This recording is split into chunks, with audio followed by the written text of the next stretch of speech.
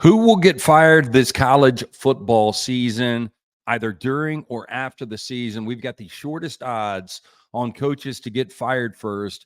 And I do have to give credit to betonline.ag. They are the guys that sent these out. And I always think this is interesting that we have this list before. And we always know there's coaches on the hot seat going in to different football seasons. But I want to first go back to the 2023 shortest odds.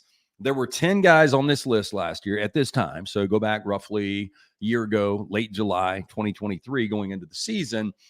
Of those 10 guys, 5 survived, 1 got a better job, in my opinion, and 4 got fired. So it probably is roughly a 50-50 proposition. We will get into the shortest odds on guys to possibly get fired during 2024. But again, we want to recap 2023. Shortest odds coming into last year, Neil Brown, West Virginia. I will say this about Neil Brown. Very likable guy. His final 3 years at Troy were stellar. He was 31-8, I think 10-10 and 11-win seasons. Had an opportunity to cover him, had an opportunity to meet him in person, came in studio with us, was a great guy, easy guy to pull for. But you look at the first 4 years in Morgantown, and West Virginia is one of those jobs where, I don't think it's Don Nehlen or Rich Rodriguez all over again where you have opportunities to win national championships, but their fans, that is a fan base that has a lot of expectations. And when you look at his first 4 years, 5 wins, 6 wins, 6 wins, 5 wins. Last year was absolutely pivotal. And with all the pressure on Neil Brown, by the way, the shortest odds, plus 250, a 29% chance of losing his job. What does he do? Goes out, goes 9-4 in the Big 12, 6-3 in conference. He had a $13 million buyout, which that's a big number for West Virginia. Let's face it. But his contract gets extended by a year after last season with the 9 wins. It's now through 2027. And I love the fact that Neil Brown, what does he do? He's given $400,000 back where he can actually pay his assistants more. So he's looking long-term here. So he was able to survive last year. Dino Babers was next up, the shortest odds. 4-1, 20% chance he gets fired. The former Hawaii running back, very likable guy in Dino Babers. I loved what he did at Bowling Green, 8 wins to 10 wins. Then he gets the Syracuse job. And I do think the West Virginia job is better than the Syracuse job. At Syracuse, these fans have got a lot of expectation.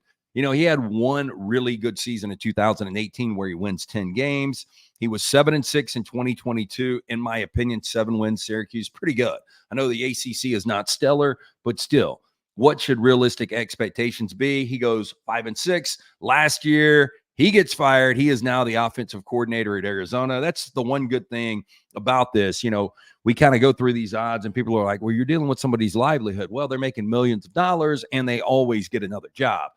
The guys you feel sorry for are the assistant coaches. Next up on the list last year in 2023, Jeff Hafley, former defensive coordinator for Ohio State, kind of where he made his bones, was viewed to be an elite recruiter there. One of the reasons Boston College wanted to hire him. And again, I thought he did a pretty good job at BC. I don't know what the expectations are, but 6 wins, then 3-9, and then 7-6. This is the guy, because all the pressure on him last year at 6-1 to get fired, a 14% chance to lose his job. He goes 7-6 and he parlays that into the now defensive coordinator for the Green Bay Packers, one of your favorites in the NFC. So I think he actually really landed on his feet. The next guy with the shortest odds last year going into 2023, Tom Allen.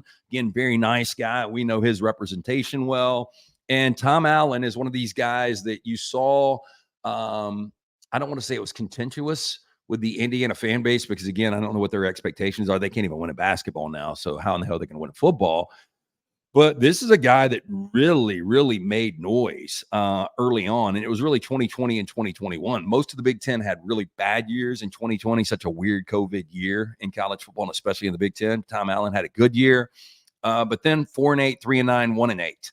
4-8, 3-9 last year, 1-8 in the Big Ten. When he was on the hot seat, he was 5-1 to lose his job, 14% chance. Good news is, though, he lands on his feet. He's now the defensive coordinator at Penn State, but he was one of these guys that did lose his job. Another guy nobody really cares about, Danny Gonzalez at New Mexico. I would say that 99% of you guys probably didn't even know who Danny Gonzalez was. He was 8-1 to lose his job, 11% chance.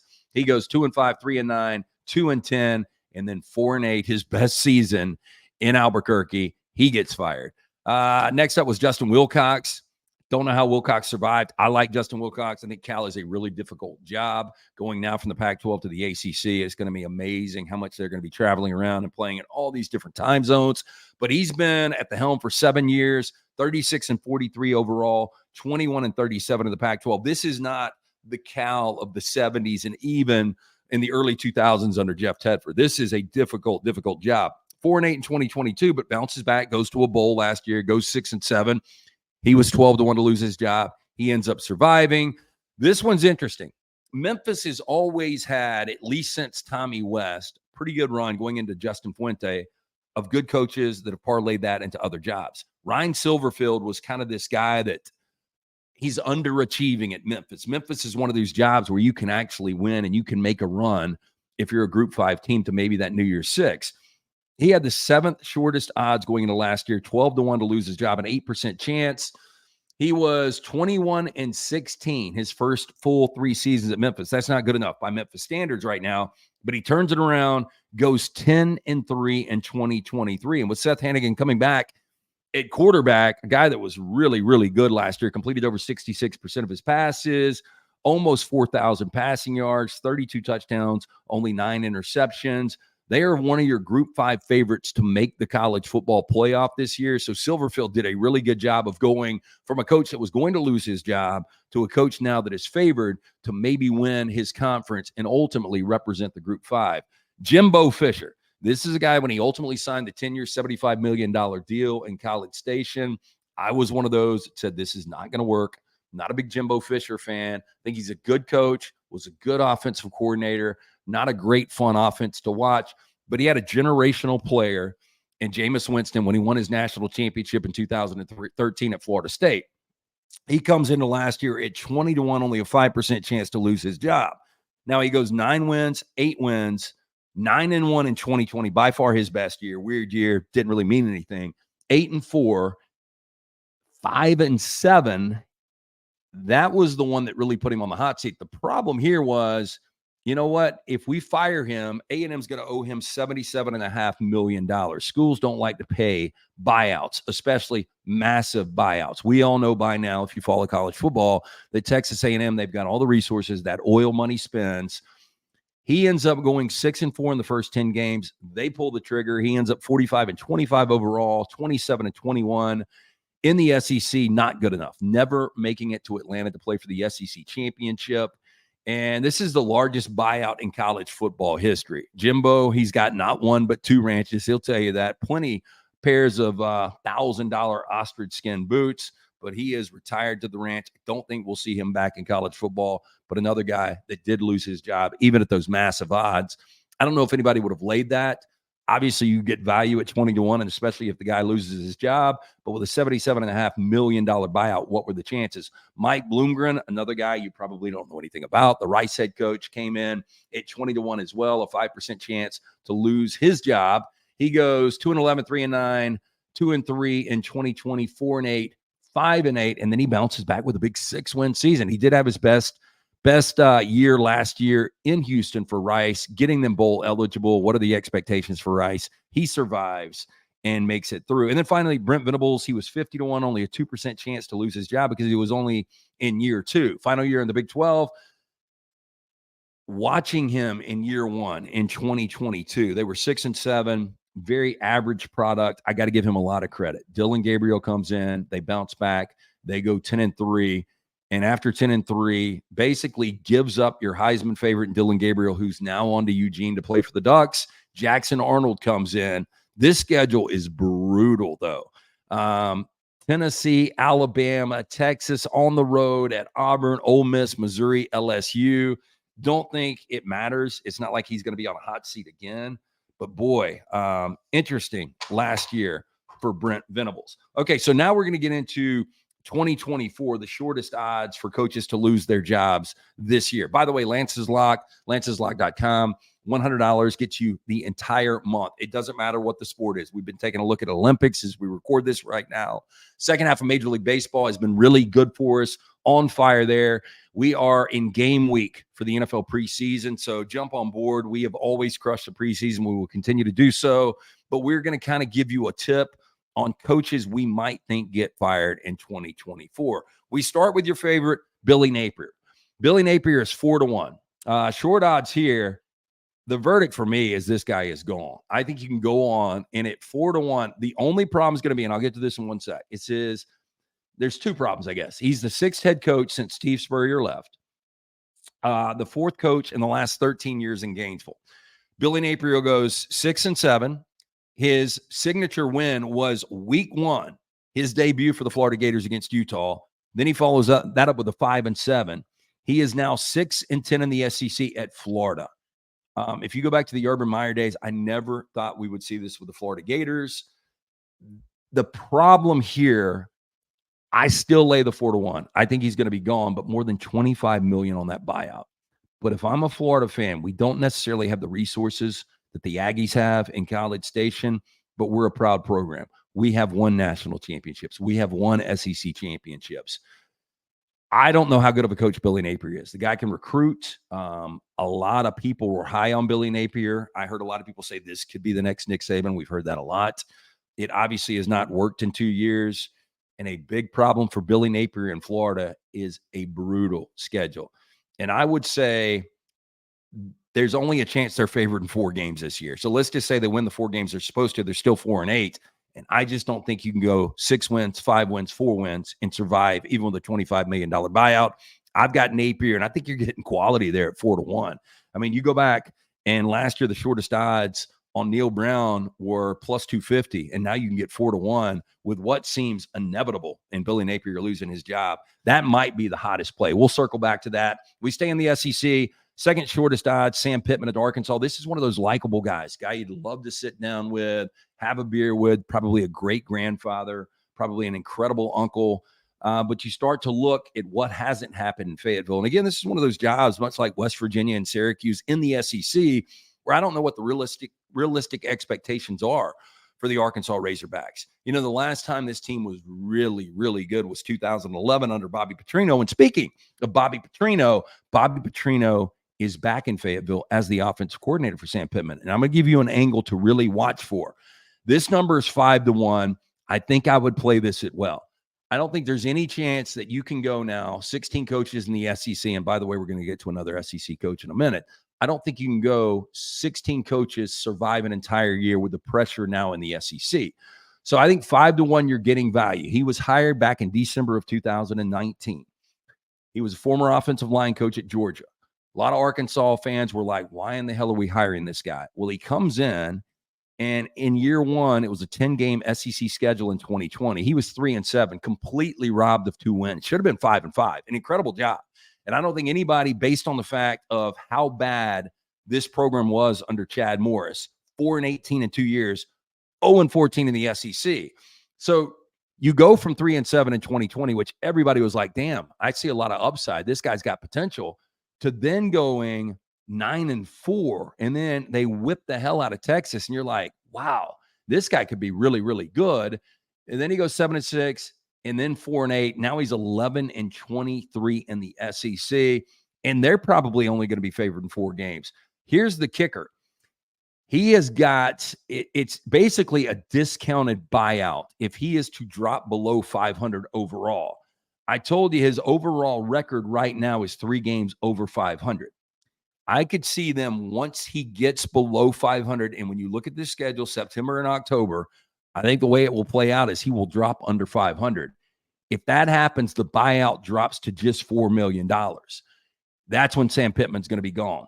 I would bet Sam Pittman is going to be the first coach that is fired in season just based on that for 2 reasons. You get the discounted buyout at $4 million, and then you get an opportunity the final 2/3 of the season to let Bobby Petrino be the interim coach and see if that's working out. And more than likely it will. And that's the crazy ass world that we live in, that Bobby Petrino, who was having an affair with a staffer at Arkansas, crashes his motorcycle. Reports were got his ass whipped by her fiance. The most embarrassing press conference ever, has to sell his house. He's shamed out of Fayetteville. And now he's back as the offensive coordinator. And I believe with how this contract lays out for Sam Pittman, Bobby Petrino sooner than later will be the interim head coach of Arkansas. And I think there's a really good chance that he will be the head coach of the Arkansas Razorbacks in 2025. See what kind of odds you can get on that. But I would play Sam Pittman out. Another guy to look at this year, Mario Cristobal. Now, Cristobal is one of these guys that's very polarizing for me. I think Cristobal is a good coach. I don't think he's a great coach. He's a really good recruiter. He's making $8 million a year. He decides to leave Oregon, a very stable situation, to go back to his alma mater and coach in Coral Gables. Now, he had a 10 and 12 win season while he was in UG. At Miami in 2 years, 5-7, a little improvement at 7-6. I thought Tyler Van Dyke would be much better, but now you bring in an elite quarterback from the Pac-12 in Cam Ward. This is a crazy number. When Miami joined the ACC, we thought, based on how good they had been in the past, that year in, year out, you would see Miami in the conference championship game. There have been 19 conference championship games. 12 different ACC teams have played in the conference championship. Miami's only appeared in it one time. That is amazing. I do think Miami is going to be better than advertised. Not only Cam Ward, Damian Martinez coming in, these Pac-12, Mario Cristobal, very, very familiar with the Pac-12, bringing in Pac-12 skill guys will save his job. But I think Mario Cristobal is probably your best option. He's 6-1 to lose his job. I think he does survive, and I think Miami is good this year. Another guy to look at, shortest odds on here, and we're going to go through 10 of these guys for you. Dave Aranda. Dave Aranda is a head-scratcher, really good defensive coordinator from Wisconsin to LSU, gets the Baylor job. Year one was a disaster, 2-7, and then 12-2. They kept Oklahoma State from going to the college football playoff. They end up with a top 5 ranking post-top 25 poll. So from 2-7 to 12-2, and here's where it dips, 6-7, and then last year, 3-9. He's only making $3 million a year. The buyout, and this is key, is upwards of $20 million. I think they're going to be dogs in 7 games. I think 6 wins would definitely be a step in the right direction, doubling that win total from last year at 3-9. I don't know what to make of Baylor this year. I don't think they're going to be very good. I think the number is 4, 5, or 6, but I think he survives based on that $20 million buyout. Next guy we're going to take a look at, we're back to the SEC and Clark Lee. And, much like, in Morgantown, Syracuse, some of these jobs, I can see some expectation. There should be zero expectation at Vanderbilt. Now, you look, Vanderbilt baseball under Tim Corbin has won national championships. Kevin Stallings had a Sweet 16 run in basketball. Numbers much different in football. Nashville, electric city, one of the most fun cities in America right now. But Clark Lee goes 2-10 and then 5-7. And people are like, damn, 5-7 at Vanderbilt's the equivalent of winning 10 games anywhere else. But then he drops to 2-10 and 0 in the SEC last year. He's 9-27 overall in 3 years. He's 2-22 in the SEC. He just got a 3-year extension after that 5-7 that takes him through 2029. After the 5-7 in 2022, his last win in the SEC was in 2022. I don't have any expectation for Vanderbilt. I think they're probably a 2 or 3 win team, but what do you do with it? I mean, and who are you going to go out and get? So I think I'd lean Clark Lee survives there. Clark Lee right now with 8-1. I probably wouldn't waste it there. I don't know how much value you're getting. I think Clark Lee finds a way to survive. Kalani Sitake next up on the list. He's 10-1 to lose his job at BYU. I like Sitake. He's coming up on year 9. He's been there a while. It's been a quiet 9 years. 6 of the 8 years he's had winning years, including an 11-win and a 10-win seasons back-to-back in 2020 and 2021. He was 5-7 last year. Problem for Kalani Sitake is they're only going to be favored in 5 games. They're not going to have great quarterback play this year.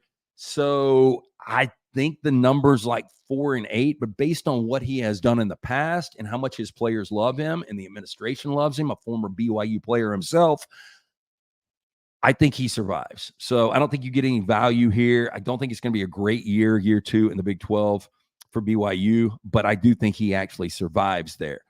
Next up on this list, Ryan Day. Ryan Day, 56-8. Now, we had fun discussing this on our show this past week. When you look at those 8 losses, pretty incredible. 3 times to Michigan. That's been the biggest problem. Alabama in the national championship game in 2020.